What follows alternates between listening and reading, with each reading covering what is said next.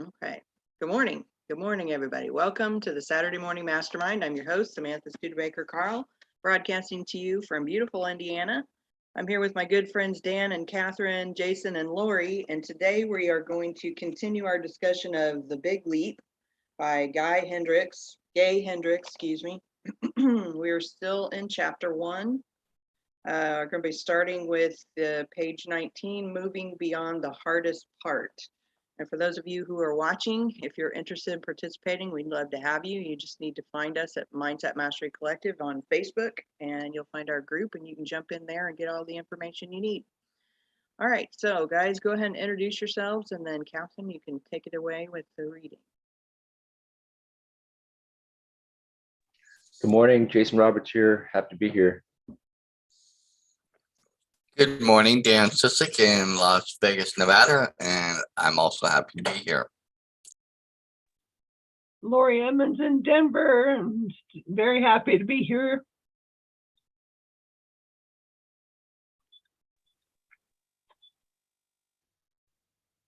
Good morning, it's Catherine Clement. Wait a minute, is Angel here? Nope, not yet. Okay. It's Catherine Clement here, and we're going to start on page 19, moving beyond the hardest part. If you say yes to taking the big leap, you've done the hardest part. Your sincere commitment is going all the way to your zone of genius is the entry gate to the garden of miracles we will explore in this book. My intention is to show you exactly how to free yourself from the self-imposed limitation that is keeping you from your ultimate success.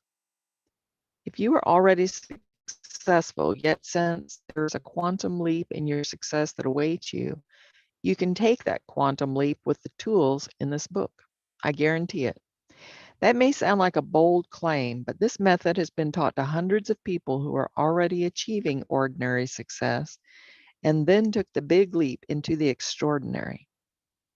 Later, we'll meet several of those people. Some of them are famous, some are not.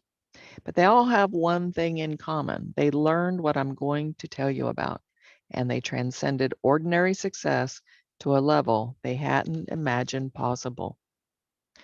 How the upper limit problem works. Let me show you specifically how the upper limit problem holds us back. Each of us has an inner thermostat setting that determines how much love, success, and creativity we allow ourselves to enjoy. When we exceed our inner thermostat setting, we will often do something to sabotage ourselves, causing us to drop back into the old familiar zone where we feel secure. Unfortunately, our thermostat setting usually gets programmed in early childhood before we can think for ourselves. Once programmed, our upper limit thermostat setting holds us back from enjoying all the love, financial abundance, and creativity that's rightfully ours. It keeps us in our zone of competence, or at best, our zone of excellence. It prevents us from living in the ultimate destination of the journey, our zone of genius. We'll explore these zones in more detail later in this chapter. For now, though, what you need to know is this. If you make a spectacular leap in one area of your life, such as money, your upper limit problem quickly enshrouds you in a wet wool blanket of guilt that keeps you from enjoying your new abundance. Guilt is a way our minds have of applying a painful grip on the conduit through which our good feelings flow. In childhood, our upper limit problem develops in acts of misguided altruism. Specifically, it develops with our attempts to take care of the feelings of others. Children are uncommonly skilled at reading body language. Perhaps you notice that the smile disappears from your mother's face when you outshine one of your siblings. You quickly learn to pull back a little from shining to take care of your mother's feelings. Many years later in adult life, you may find the very same pattern operating, even though there is no mother around whose feelings you need to protect. In the next chapter, we'll explore in great detail the underlying mechanisms of the upper limit problem. A radical idea. Take a close-up look at how guilt operates in conjunction with the upper limit problem. It shows up when we're feeling good or making extra money or feeling a deeper loving connection in a relationship. When we're feeling good, we may come up against the hidden barrier of an old belief, such as, I must not feel good because fundamentally flawed people like me don't deserve it. The churning froth of these two powerful forces clashing with each other is the chief constituent of the irritating, itchy, slow drizzle feeling of guilt. When the old belief clashes with the positive feelings you're enjoying, one of them has to win. If the old belief wins, you turn down the volume on the positive feeling, or lose some money, or start an intimacy destroying argument with your partner. If the good feeling wins, congratulations, your practice in expanding your capacity for positive energy is paying off. Your capacity expands in small increments each time you consciously let yourself enjoy the money you have, the love you feel, and the creativity you are expressing in the world. As that capacity for enjoyment expands, so does your financial abundance, the love you feel, and the creativity you express. Take a moment to appreciate how radical this idea is. Most people think that they will finally feel good when they have more money, better relationships, and more creativity. I understand this point of view because I felt that way half my life. What a powerful moment it is, though, when we finally see that we have it the wrong way around. All of us can find and nurture the capacity for positive feelings now, rather than waiting until some longed for event occurs. If you focus for a moment, you can always find some place in you that feels good right now. Your task is to give the expanding positive feeling your full attention. When you do, you will find that it expands with your attention. Let yourself enjoy it as long as you possibly can. As you get more practice, you will be able to use this radical act of appreciation in other areas, such as money and love. Instead of waiting to feel good until you have all the money you want and need, go ahead right now and appreciate your current money supply. All it takes is a few seconds. Find a place in yourself where you can feel good about the money you have. Give your full attention to that place of satisfaction. If you can't find any place in you where you feel good about money, create a positive thought about it in your mind. Float a new thought through your mind, such as, I enjoy the money I have, or I always have plenty of money to do everything I want to do. Try it out in the area of love. Instead of focusing on loneliness or stagnation in a relationship, find a place in yourself where you can feel good about the love you have in your life. Give your full attention to that place of joy or satisfaction. Feel it expand as you give awareness to it. As you get more skilled with this practice, you discover that your positive feelings, your abundance, your love, and creativity all begin to expand. Then the outer aspects of your life change to match the expanding good feeling inside you. Because few people understand how the upper limit problem works, many of us believe we are flawed, not destined for greatness, or simply not good enough to deserve the dreams we want to achieve. Others miss out on a big time success and chalk it up to bad luck or bad timing. Millions of people are stuck on the verge of reaching their goals, can't seem to scale the wall, and are struggling under a glass ceiling that is completely within their control, waiting to be removed.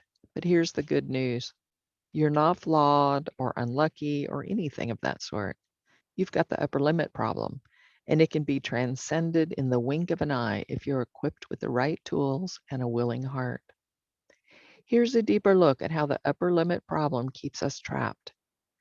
When you push through your upper limit thermostat setting by making more money, experiencing more love, or drawing more positive attention to yourself, you trip your upper limit switch. Deep inside your mind, a little voice says, you can't possibly feel this good, or make this much money, or be this happy in love. Unconsciously, you then do something to bring yourself back down to the thermostat setting you're familiar with. Even if you do achieve a glorious new height, it is often short-lived. If you want some real-world evidence of the upper limit problem in action, Take a look at the studies of lottery winners. One study found that over 60% of them had blown the money within 2 years and returned to the same net worth as before their big win. Some were even worse off financially than before they won the lottery. Add to their financial woes the large number of divorces, family squabbles, and conflicts with friends that lottery winners often experience, and you have a classic example of the upper limit problem at work. A man named Jack Whitaker, winner of more than $300 million in the Powerball lottery, has been extensively studied because of the litany of disasters that have befallen him after his big win. Here are some, but by no means all, of his post-win misfortunes. His wife left him. He was robbed of $545,000 cash when he passed out in a strip club. His granddaughter died of a drug overdose in his home. He had been arrested for drunk driving and assaulting a bartender, and he has had more than 400 lawsuits brought against him by friends, family members, and others. Ironically, he was already a millionaire when he won the $300 million, so it is quite clear that the massive infusion of new wealth pushed him past his upper limit thermostat setting. Each of us has an unconscious tendency to trip our upper limit switch, and each of us can eliminate that tendency.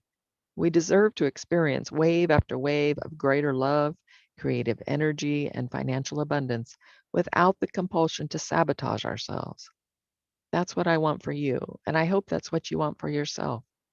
If you want to eliminate your upper limit problem, if you will make a commitment to clearing it out of your consciousness, you're more than halfway there. That's probably a good place to stop, do you think? Yeah, I think that's a good shot or a good spot.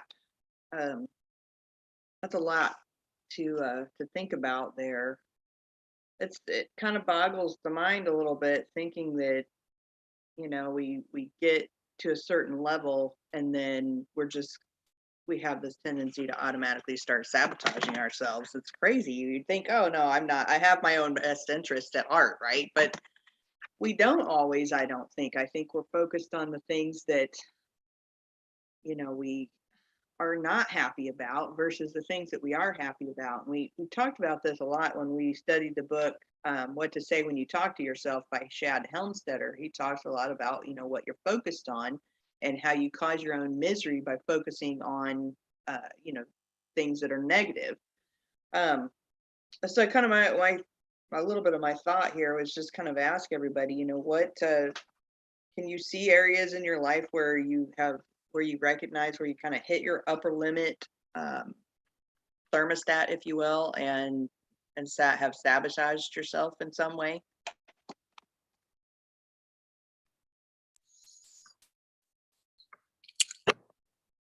I think unconsciously I've kind of, you know, in areas and stuff and things like that.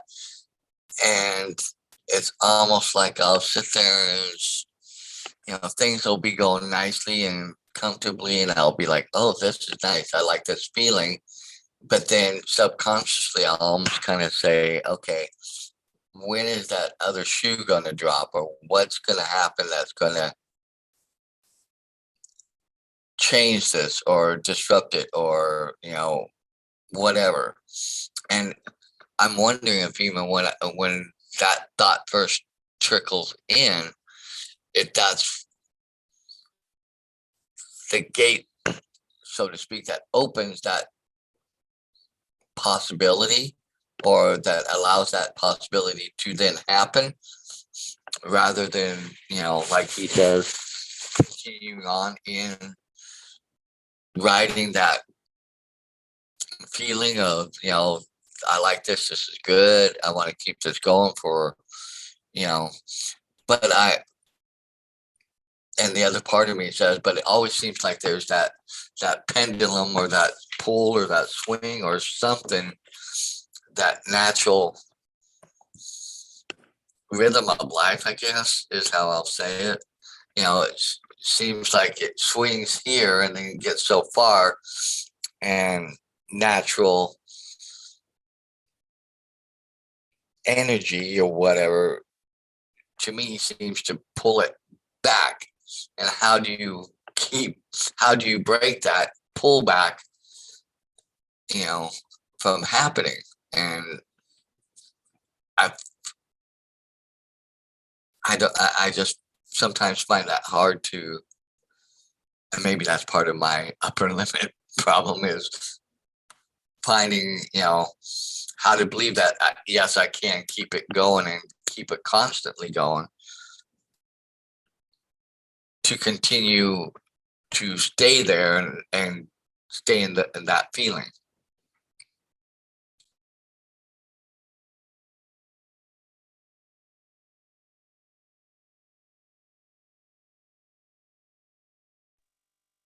I've definitely hit my upper limit.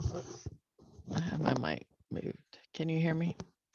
I've definitely hit my upper limit. Not sort of in a different way. And Samantha, I know you're going to relate to this one. Like at one point, yeah, my business was like doing so good that it was really overwhelming me. And so I know that I have an upper limit about like how much I can handle, even though I've proven to myself over and over like how much I can handle. But somehow when it comes to, dealing with a lot of people as the business grows and having to just interact with more people, and there's more deadlines and there's more and more and more, and like I know that I balk at that and that I have a definite upper limit problem.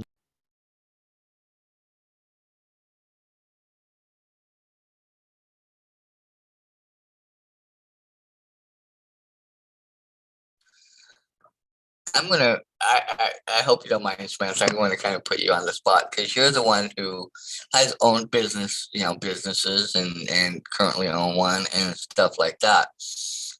And we've all have been involved in online stuff and businesses and stuff. And I'm going to say for me, at one point I was stressed and frustrated because I felt I was getting nowhere. But then a little later, when I kind of didn't care, so to speak, that's when I found I started getting a little bit of traction and attention and some of the online stuff from people that were not even involved in and I don't know, people out there have been involved in stuff in online and network marketing, and people maybe not necessarily in my line of, but others in the area, but they had influence towards some of those people were noticing me a little bit, and I was gaining some traction, but then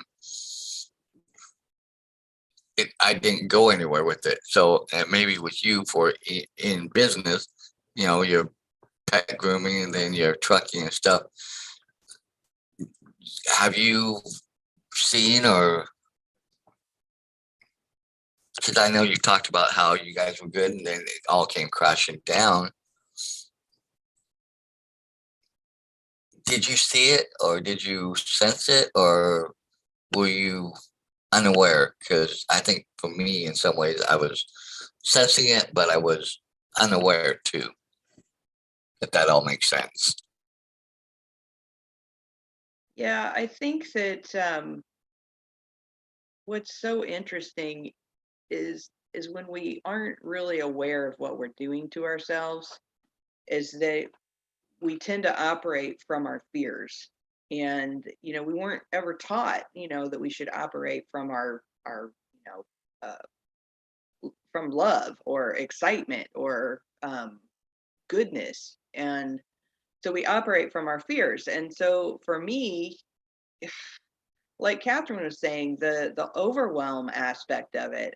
So if we look back at the time when I was operating my pet grooming business, my husband had his trucking company, and I was managing all of it, and we had teenage kids, we had a property, and all of these things. I was, without realizing it, operating from a space of feeling overwhelmed. And that is a fear of some sort. I'm not sure what that fear is. I guess it's a fear of just drowning, if you will, not literally drowning, but drowning in everything. And I remember thinking to myself, gosh, I'm so wore out. I'm this, I'm that. And, you know, I had this random thought one day. I could just work at Walmart and be perfectly happy. I could be a Walmart greeter and not have any stress and not anything. And I would be perfectly happy, even though I'm only making $8 an hour or whatever, And, and so that's what I was focused on, is how can I get rid of all of this overwhelm, you know, versus being focused on the fact that, I had a successful grooming business and my kids were doing good. And even though, and as far as the trucking company was concerned, I was really focused on how we weren't getting paid enough, and that we weren't, that my husband wasn't listening to me about the financials. I was focused on those things versus what was going right, and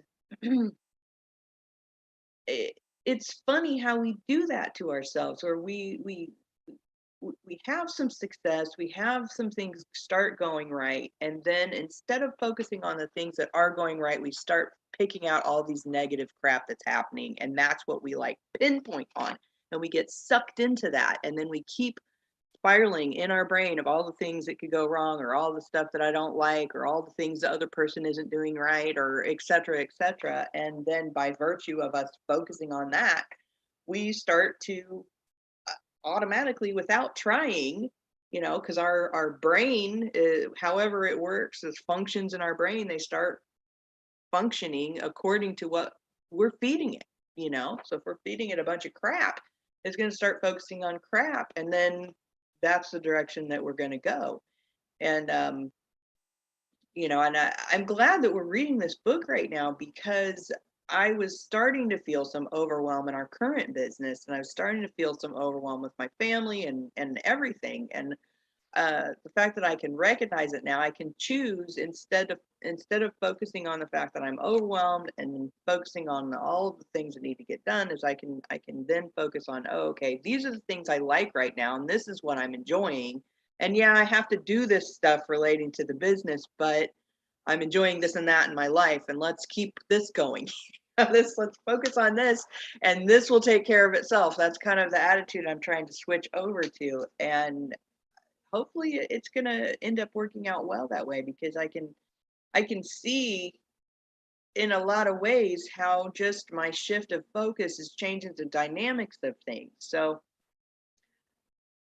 I like what we're reading here. I like it. Well, for me, it's interesting how I think the universe or God or infinite somehow, and I believe it's guiding us to the last book, Whatever Rises, Love That.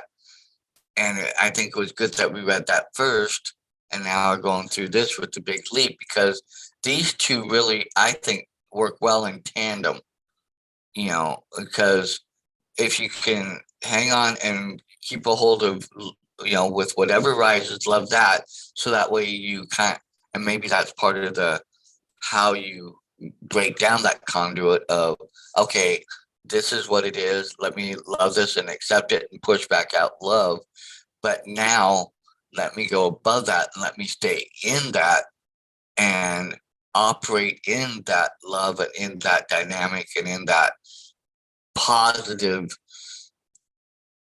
feeling, and not operate out of fear that he talks about in this chapter of what we were conditioned and learned as kids, from learning how, say, like our parents or grandparents or certain key people that we focus on as to how we measure where we're at or what we're doing in our lives. And sometimes you get more of the negative as the construct of what you focus on rather than the positive. And I think that's a lot of what people out there deal with, is they deal with so much more negative, when they're growing up, and there are a few families that somehow seem to, I've met some people where I felt that, wow, they're really well adjusted. They seem to always be positive. They always seem to somehow resonate, and they put it out. You can feel it, and you're like, how, but yet you don't know how to get that for yourself. And I think that's something that they saw, so then they turned around and carried it. But most of us, we have the opposite. We, have that negative, and we have learned to use that. And maybe that's why I think, these last two books have been, something that have been really helpful.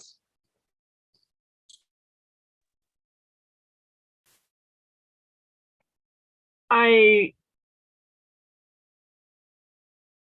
was quite surprised to hear that in this book that it was probably established when you were so young that didn't even think of any of this stuff. How am I going to be successful or whatever? When everything I received when I was young, little, was, it's always going to be that way. You can't get over this. You can't overcome this. But then I was also taught that to never say I can't. And so I don't know where that upper limit got established. It wasn't very high up, I don't think. I had never experienced that type of thing. And then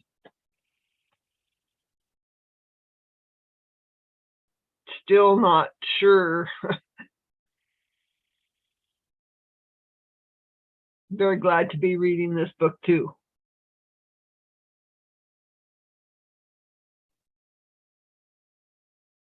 Yeah, that's a good point. We can sometimes have those upper limits and they reoccurringly, affect us, but we don't know where they came from. It was interesting to me that a few months back, I was going through some family photos, and I noticed in some pictures where I was trying to like strike a pose or something in the picture, and I had a parent in the picture with me, and they were like actively trying to keep me from from striking a pose. And it just occurred to me, is like they like, gosh, is that probably occurred quite a bit, to where I was trying to express myself in a good way, fun way, and I was probably constantly being told to settle down and not, and to take it easy and settle down and just be still, and and I think that if we're not given the opportunity to push our limits as when we're younger, and find out on our own where our limits are, and learn how to push through them successfully and deal with them successfully, the good parts of it, the success of it, and maybe the pitfalls from it, then we're, that could be an effect that comes from it, where later on we get this feeling like there's something we should be looking out for. Like you said, Dan, the other shoe, when's the other shoe going to drop, so to speak. I find that an interesting saying there. Wonder where that came from. But I think that a lot that what he's talking about in the book, where I believe he was talking about experiencing the success in our mind and experiencing a positive outcome of testing those upper limits, and having a continuous, long-term, never-ending success that we are perfectly comfortable with, and that we're able to continue to foster for the rest of our lives. I think being able to put ourselves that exercise of doing that, I think that can tell us a lot about where we are, just like the questions that we were asked to apply to ourselves. Where are our sticking points? Where do we have that? Where do we find ourselves butting up against that kind of upper limit? I know for me, kind of like with like Samantha and also with Catherine, it's that I start to feel like whatever it is, that success starts taking on a life of its own. And then I sort of want to pull back and regain control and be like, you know what, I'm just not doing it today. I'm not letting this control my life. But at the same time, I'm realizing that by doing that exercise and preparing for the success, we can learn to better handle that in a way that we are able to sort of change gears and have a plan or have a system or tools ready to go for when we reach that upper limit. Now we can sort of switch gears and start using that system or whatever it might be. Maybe it's just scheduling our time better, or feeling okay with turning clients away or scheduling them further down the road, and understanding that maybe that's even a positive thing to say, well, look, my time is scarce, so they should appreciate it more. And they're going to, I only have so much time in the day. And so you stick to your schedule, possibly, but basically having those tools and being prepared, so that when we're looking at even the short term, we're not anxious about it because we have something ready to go. And then in the long term, we're able to kind of switch gears and pass the baton, so to speak, on to our next level self, so that we can then take on that extra responsibility. But I think it's a lot like what Catherine mentioned a while back, maybe 2-3 weeks back, in regards to perception. We have the perception that we can do it, then we can. We can see it in our mind and we can believe it. And if we believe it, then we can do what's necessary to overcome any of that. At least that's how I kind of feel about it. So I'm looking forward to hearing more about what this book is going to suggest. I'm going to throw something out that off of what you just said, Jason, and Samantha alluded it to, and I think even Catherine, I know I've done it, is I think also too is sometimes when things start to go really good and it seems to take on that life of its own. And like you said, you're like, okay, I'm just not doing that today because I want to stay more in control.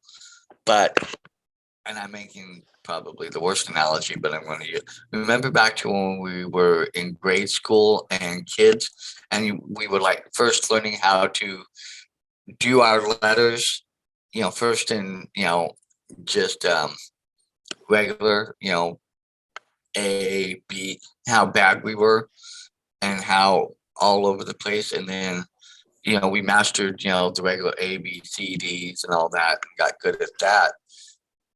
But we had to keep working at it and practice to get there. I knew students who had a harder time, so they kind of gave up, and it took more to get them to do it. But then moving on to the next phase was learning cursive, and that's like, I have horrible cursive writing. I mean, people have a hard, even I can't read it sometimes, but learning cursive writing, how all over and how out of control that can be sometimes. But you have to be patient and learn and let it go through its process. And maybe that's part of what we have to do here, getting through that upper limit when we're in that moment where things are just riding so good and so and we tend to pull back and say, no, I'm going to just not do that today, or not deal with that, or squash it here because I don't want it to control me. I want to control it. But what if we ride through it, and ultimately we get the control starts to come to us as we go through it, and we gain it in that momentum, and we learn how, also same time like we're driving a car out. I remember the first few times driving a car out, when I turned, especially the one time I took my driver's test, I overturned on the, I turned, and the um, examiner, the guy that was riding with me during the test, said, "Have you driven this car?" He could tell. And he asked me how, and I said, "No, I drove it just before on my way over here to take the test." He gave me leeway, understanding that, okay, I was driving the car, it was not, but I still overall had control of it, but in that moment I didn't. So I'm wondering if that's part of how to, I guess, level up, so to speak, to move into that, is ride through it and allow it to be the crazy chaos that it is, but somehow maintain our composure that, okay, I'm moving forward to that ultimate goal of I will master this, and it will be controllable to help me to move on to that next level. I'm wondering if that might be, rather than just cutting it off with that fear and going back to what we're comfortable with that we learned so long ago as kids or as a child.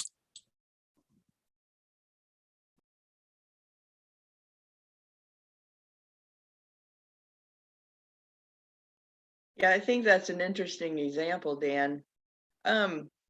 So let's do a little exercise, because I think one of the things he's trying to get us to do is to recognize when we're focused on the self-sabotaging aspect versus the growth aspect. So if we think about, say, an area in our life where we want to improve or have things go different than they've gone in the past, what's a thing? Let's just kind of go, everybody take a moment and say, okay, what's one thing that you would like to see be improved on in your life right now, whether it's career or work or relationship or financial, whatever it is. What's something you guys can think of that you want to see go better? Who wants to start? Finance for me, for sure.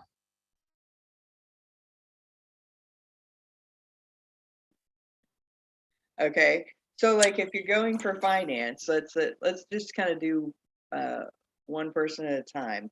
Um, can you think of like some things that have caused you to have financial difficulties in the past, like what you were maybe focusing on?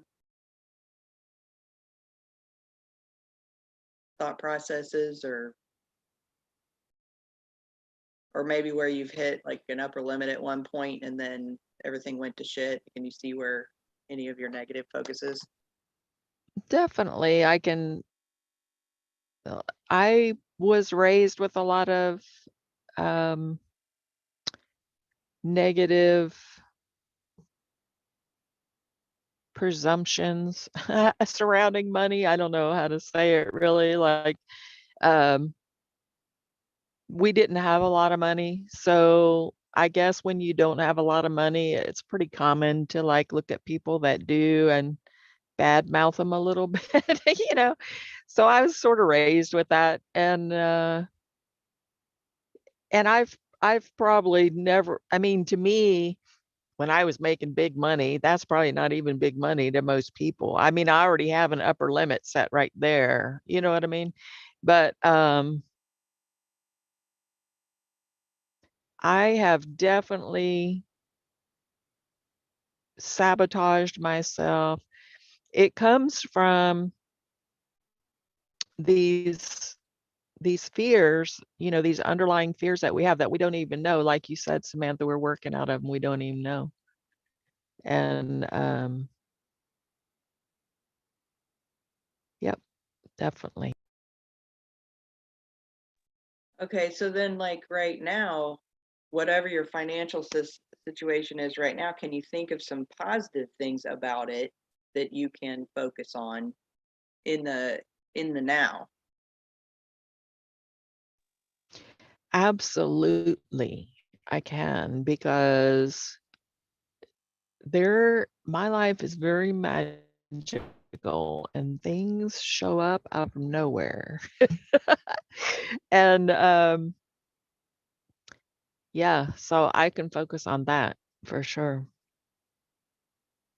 And I can focus on the fact that by reading this book and another book that I'm reading alongside this book, I'm learning about my upper limits. I'm learning how to recognize that I'm working from my subconscious fears.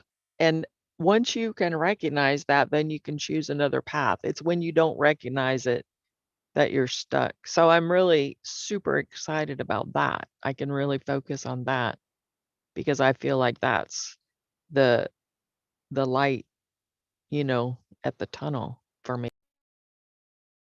And what about right now in terms of, can you think of some negative things that are coming up off and on as you're just going through right now?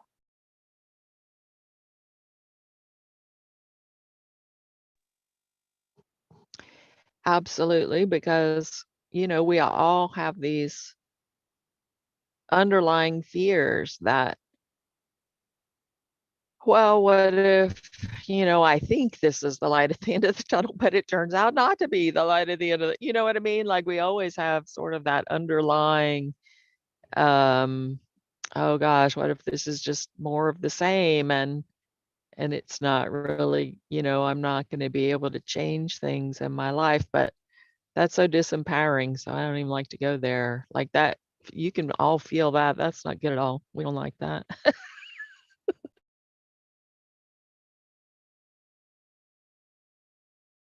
Right on. Yeah, I like that you can recognize, okay, when financial is something I'm working on, and I recognize that I do have these negative feelings around it, and I have sabotaged myself in the past with these negative feelings. And then I see that they're coming up, but I can focus on this instead.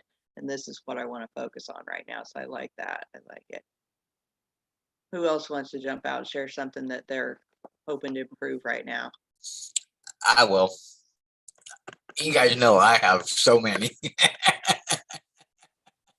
um, for me, I think I have two. One is definitely finances because of my up and down, and mine always constantly seem to go up and down. I'll start getting going and something, and I think for me in finances, I get to that point where it's like, okay, things are, and I kind of um, go, okay, when is it gonna, the bottom gonna drop, so to speak, on this, or, how long can it go this way? And subconsciously, you know, maybe I put out that negative energy then, and then that's when something does happen, and because I can think of an incident that happened just a few months ago that, it somehow it brings this a little bit more to light, where because things had been going good for me for like a year, and that's, to me, is unusual to have things really go. And that might have been, me ultimately putting out that negative, and not that I wanted the negative that did happen, but somehow that was. And then the other area is relationships and love. I know I've had relationships. I've had actually fallen in love a couple times, but knowing in my head that the relationships, they would not have worked well with my family, and from what I've grown up with and what I've dealt with in my past as a child, I'm definitely one that needs affirmation and approval in a lot of ways. And I want to know that that others think that what I'm doing is right, or the people or the relationships that I bring into my life that I want to have my family be a part of. I want that approval. And so I think in that, I have really sabotaged that for them rather than for my own happiness. And I think that's something that I think a lot of people do. And because I think you hear it throughout a lot of people's, oh, well, my family, didn't like him, or so I, broke it off with this, and I've done that. But then when I hear the stories of those who were, more to themselves and true, and went ahead and did, kept the relationships with those that, they were somehow they ended up better. And then ultimately, after time, not always, but in the most part, after time, the family kind of came around. So in that sense, that's the other area. And I know what kind of trips that up. And once I start seeing that, oh, they're not, I tend to just, okay, somehow I got to cut this and, sever it and be on with it, even though I'm not fully happy. So in that sense, those are the two areas I would like to break past and through, and, be able to harness more in that upper limit, upper genius area, so I can be happy and fulfilled, financially stable, and, emotionally, relationally, happy. So those are mine. I like that you shared the relationship one, and I mean, obviously the financial one too, and I've got questions about that, but like on the relational one, then so you can see that instead of being focused on will this of the things working out, you were focused on the negative idea that your family's not going to like them, and then that's yeah.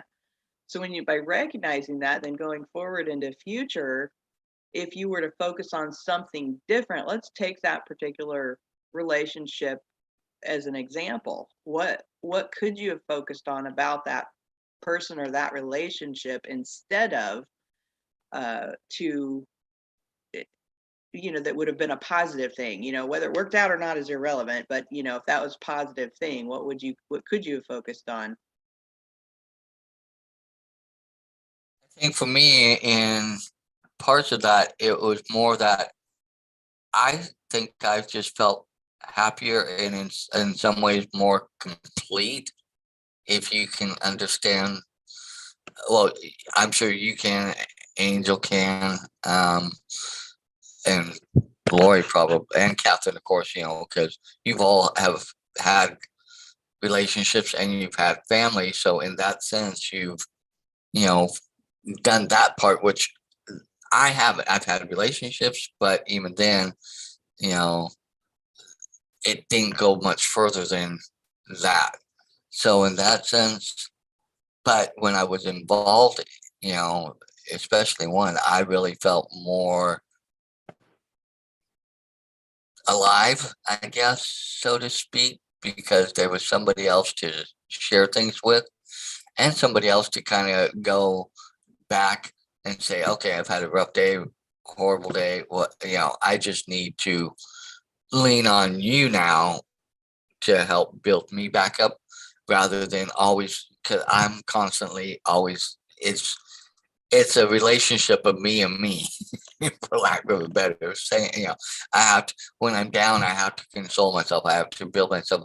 Yes, I have my family and stuff, and they do, they do what they're supposed to, but it's not the same as having that someone there that you can just fall into and say, and just let loose, let go, and I have to do that to myself. And sometimes there are days when I don't want to do that with myself either, because I've already dealt with myself all day long and dealing with the crap and the, everything like that. It's like, it gets to be too much. So in that sense, I think that's, some of that, and I don't think we were totally meant to be alone, so to speak. Yes, I have family, I have friends and stuff, but once again, it's still not the same. So on that aspect of you say that being in the relationship helped you feel more whole. And so that's something you could have focused on, is just feeling whole and feeling good, right? Okay. So let me ask you this. Did you also have any negative feelings or fears relating to either not being worthy of that wholeness, or not being good enough to deserve it, or things like that? Were you thinking of, were those thoughts that you were also struggling with negatively? Yeah, I think so, a little bit, in that sense that, okay, again, going back to, like I said earlier, like, when's that other shoe going to drop, or, is this too good to be true? And two, I think the overarching part of that was the family aspect. I kind of, that kept getting pulled in, and that was a very overarching thing for me, not necessarily them, but for me, it's like, okay, I felt disconnected on both sides, so to speak. So I was kind of like, okay, here I'm all focused here, but then over here I'm all but I couldn't bring the two together because I knew that the two were like oil and water. It ultimately would not work out. And me being the type of person I am, my family would win out because of my childhood and upbringing. Family is such a catalyst and such a thing I need. I hate to put it that way, that it tends to kind of overarch in every aspect of my life.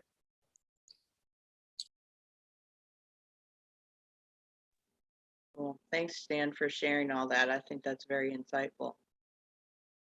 And you can recognize that, and then, and the next time you get into a relationship, be thinking of the things that are going good and focus on those. I know how hard it is, though, because we have all these fears inside of us that guide how we react to things, and the worries that we have, and then we get stuck in these worries of this isn't going to work out, or it's not going to go well, or when's the other shoe going to drop, or all of those things. And it can be really difficult, I think, also when we're talking about this idea of, if we're focusing on what goes good, and we also have this niggling in the back of our mind of, oh, we shouldn't be focused on this because it's too good to be true, and at some point it's going to all go to shit whether I focus on this happiness or not. But yet at the same time, we want to be in the happiness, but when we're telling ourselves, no, you can't have that, and it's it's a struggle. It's such a struggle. But I love that he is like, hey, this is just a mind thing. It's in your mind. You can have it. You do deserve it. And we are capable of it if we allow it for ourselves. That we are the ones that are sabotaging that happiness by simply telling ourselves it's not going to work, because we don't know. We don't know unless we are making it happen, right? So I know I'm putting the spotlight on you, Dan, a little bit. And I want us to work through these things, obviously, because anybody who might be watching can be looking at these situations and go, okay, maybe I'm doing the same thing, and then maybe I can change the way that I'm looking at things. So let's talk about your financial, like when this thing happened earlier in the year, when your accident happened and sent everything to crap, if you will, or you were struggling. What can you see in your past thought processes? What was leading up to that happening? What were you focusing on? Because you said everything was going really good. Can you see? I kind of do. I knew that 2021 was a pretty relatively good year for me, money wise and stuff like that. And I had been able to do some things that I hadn't been able to do. I was able to actually just go and take off on kind of whims. I mean, I thought about it a little bit like, okay, if I do this and take off, how's it gonna, because of if I don't drive, I don't make money, and but I had money in the bank, and I, ultimately my my time wanting to go and take some time off was overriding because I hadn't really done that. And I took off and went up to Utah with a friend in March of 2021. And then again, part of our plans didn't work out in March, so we tried it again in September. But both times it was kind of just to call up in a whim and said, "Hey, do you want to go do this?" And I said, "Let me think about it, tonight, and mull it over and stuff, and kind of look at where I'm at, money wise and stuff, because I knew the holidays were coming on and stuff and things like that." But both times I just said, "Heck, I'm going to go do it," and it didn't hurt me financially, even though I took that time off. That was a good thing. Also, when after my mom passed away in July, and my brother's birthday was just a couple weeks after that, and I knew they were reeling and they were struggling and they were, and my brother hadn't been working for a while. My sister-in-law was doing what she could do and stuff like that. So when they took my brother out for his birthday and we went out to dinner, and they were getting ready to pick up the check, I reached over and grabbed it out of my brother's hands. I said, "Let me take care of it." First time ever in my life I've ever been able to do that. That was such an awesome feeling to be able to just, because most of the time they've always done, like when the family's gone out, sometimes my mom would pay for it a little bit, or my mom and them would pay for it, or they would pay for it, because back then, my mom was an administrative assistant. She worked for an executive. She was making good money. My brother and his wife were both executives wherever they were working. So they were up there. They were making good money, over, probably over 100,000 a year and stuff like that between the two of them. So they were doing good. So they had that ability to do that. I had never, ever been able to do it. Even at Christmas time, every year it was kind of a struggle. They would spend, a lot for everybody and for their kids, plus me and, stuff and things like that. I had to struggle, and, I could spend like between 20 and 40 bucks per person, and I had to keep it to within my family and maybe a couple friends. So when I was able to grab that check out of my brother's hands, and it was $100 some odd for all of us, but I didn't balk at it. I didn't take a second look. I just grabbed it, said, "Let me take care of it," put the tip on. That was one of the most awesome feelings I've ever had. And I think I tended to, and I say this because I think this might have been, I was in the good and relishing in the good, but I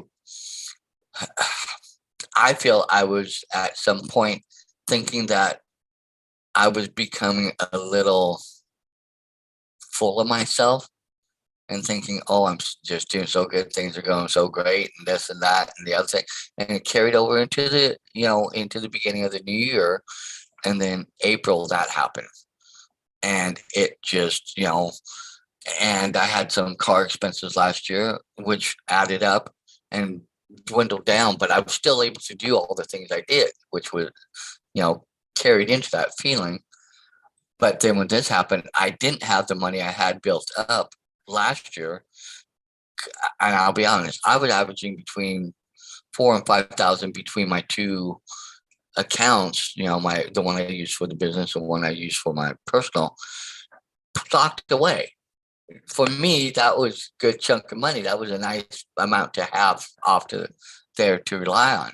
But by then, my money, I started really, and I was still feeling that way getting into March and April. But then snap, that's when the accident happened. And then I went back and realized that in there I was, thinking I was getting a little full of myself, and I was just starting to feel that, as time was going on, that, and I don't know. I don't know if that was part of why it happened. I still don't think it should have happened. I still, didn't ask for it, but be that as it may, it has happened. But it's also, again, made me feel like, why can't I just enjoy and be happy in the good when things are going really good? Why can't I just stay in that?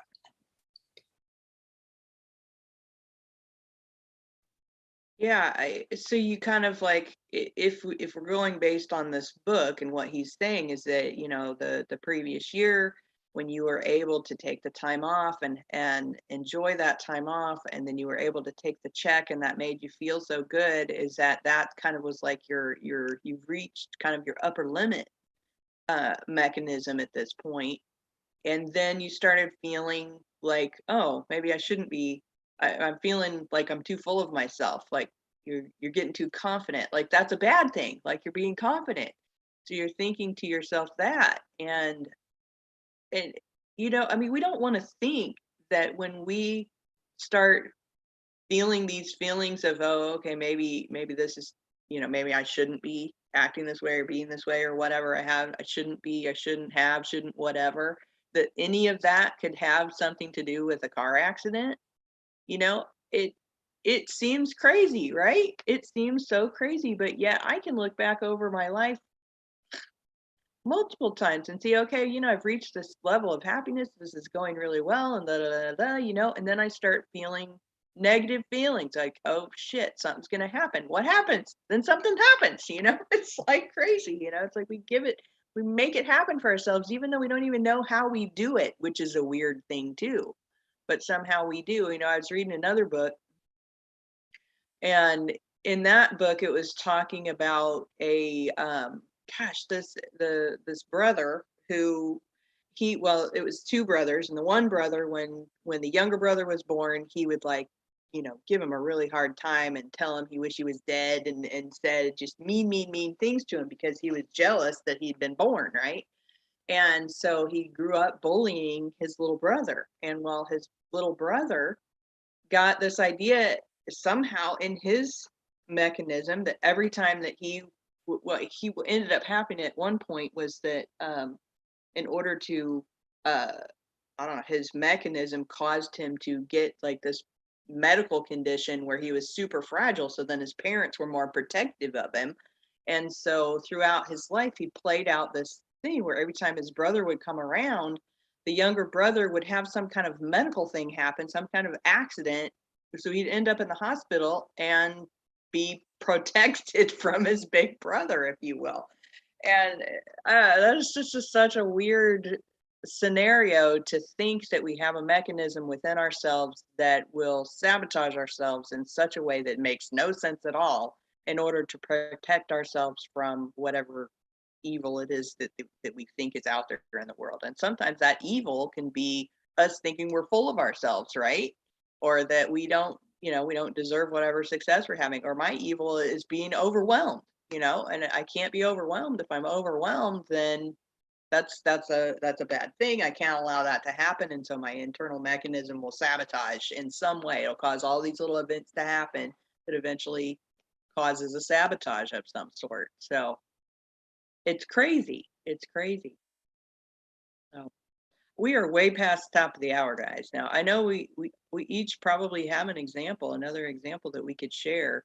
Do we want to continue on that path, or was everybody ready to wrap it up for today?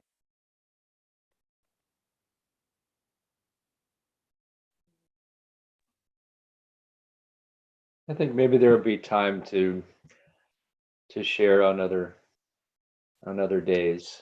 It's all been very eye-opening though, and it's I keep thinking about how, well, first of all, I think there's a cliche for every sort of a situation. Like when things are going well, the Murphy's Law will kick in, and then also when things are going bad, when it rains, it pours. I mean, we can justify things or try to, there's a thought process about trying to make sense of everything. But I think that I like the idea that, you know, if we want things to change in our life, if we want better finances or better um, relationships, or you know, whatever it might be, if we want those changes in our lives, we have to make changes in our lives as well. So we have to be ready to take on the responsibility in a different way when we put it on to ourselves. And we need to be able to, you know, when we start making more money, we need to be able to go, okay, now that I have the money, when we can um, you know, get that insurance, or get that sock that money away, some money away, you know, so that we are prepared, or, you know, but we just have to kind of switch gears and make that change in our so that we can further our success. I believe so.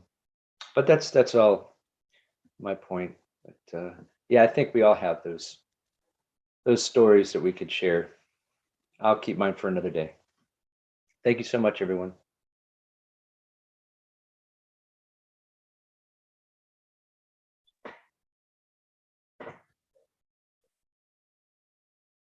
I'll save mine for another day also. All right, you guys. So final thoughts before we wrap up for today. Anyone? I'll throw this out. I think it's a combination of both, that there are things that we can do to work on planning for the future as best we can and work towards that. But I still think that there are things that we do that short circuit even our planning for what we're working towards, that we can still short circuit things unknowingly, you know, very subconsciously, and because of things that are the best way I can say it, maybe inbredness from way little before we even knew it was kind of being built into our psyche. So I think, you know, it's all part of this learning and growing, and, you know,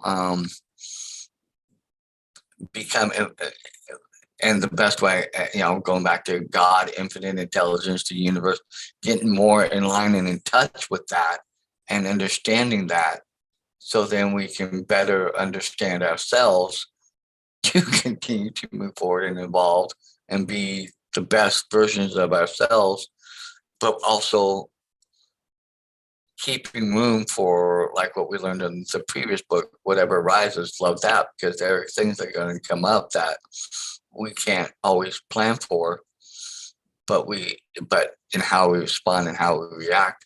And the mind is probably the, you know, best form of defense for those things too.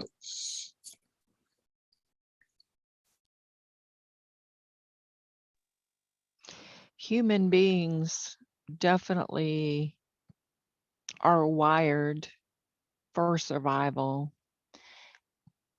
And as such, you know, it's not surprising, Dan, to hear you say that, you know, feeling family acceptance is a major thing for you. Because as little babies, you know, think about it. Other animals, I mean, we are animals, guys. Other animals, I mean, some of them almost land on their feet and start walking as the mother gives birth. I mean, literally, like some of them are up and walking within minutes, right? Think about a human. Like we're not walking. My daughter walked at 8 months, and that's hugely early, you know. Um, Typically, I think around a year, humans start walking. So think about that. For that whole time, you're totally dependent on your mother and your father. And of course, a lot of us have missing parents. And so um, that's that we do. Humans work from these fears, these common fears. And the key is to recognize that that's where that's coming from. That's the difference between just walking around, like doing life in sort of a rote fashion, and actually, I mean, when you start recognizing how much these things control you, that puts all the power back in your hands to change that. I mean, on one way, it's sort of infuriating because I look at my life and how old I am and I think, well, why did I have to wait this long to learn this? But I'm glad that I'm learning it, anyway. And it's it's so taking the responsibility for that, recognizing that is a fear that I have that no longer that's an insignificant sort of thing now, right? Because at this point, obviously, you're not absolutely dependent. I would I think it's going to be a super interesting.